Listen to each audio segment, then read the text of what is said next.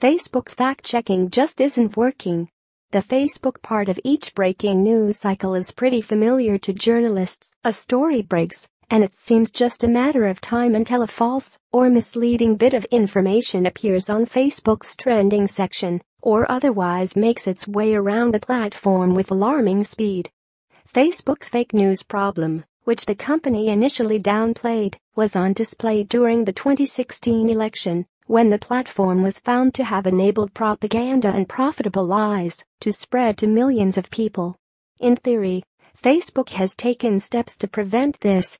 They're partnered with journalists at the Associated Press, factcheck.org, and others to verify the truth of supposed news items on Facebook. When something doesn't meet the journalist's standards, that story gets a disputed tag. See also, Facebook's targeted ads on Google. Want to talk about Russia's targeted ads on Facebook, but journalists working on behalf of Facebook told The Guardian that this disputed tag doesn't do much.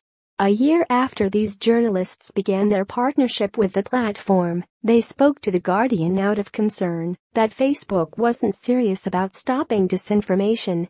They have a big problem, and they are leaning on other organizations to clean up after them, one journalist told The Guardian.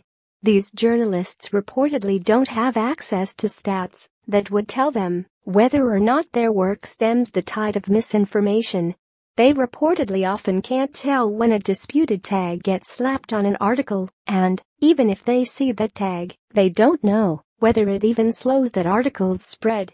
In an emailed statement, a Facebook spokesperson wrote that once a news story has been labeled false by our third-party fact-checking partners, we typically see its future impressions drop by 80%, though a study on the effects of the disputed tag showed it did little to deter Facebook users from clicking. The study also said that, by adding a tag to some, but not all false stories, users may be more likely to believe any story that isn't tagged. Facebook and other tech giants such as Google and Twitter have recently been scrutinized for their role in spreading misinformation during and after the 2016 United States presidential election. That scrutiny is largely about how the Russian government manipulated these platforms to spread propaganda through Facebook pages, Twitter bots, and more, but it's since become more clear just how easily misinformation spreads on these gigantic oceans of the internet whenever a story consumes the country.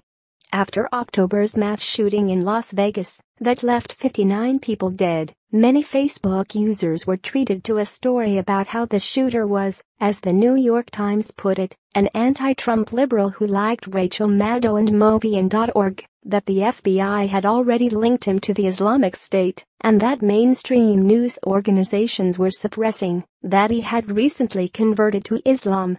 Obviously aimed to rile up right-wing Americans, none of this was true.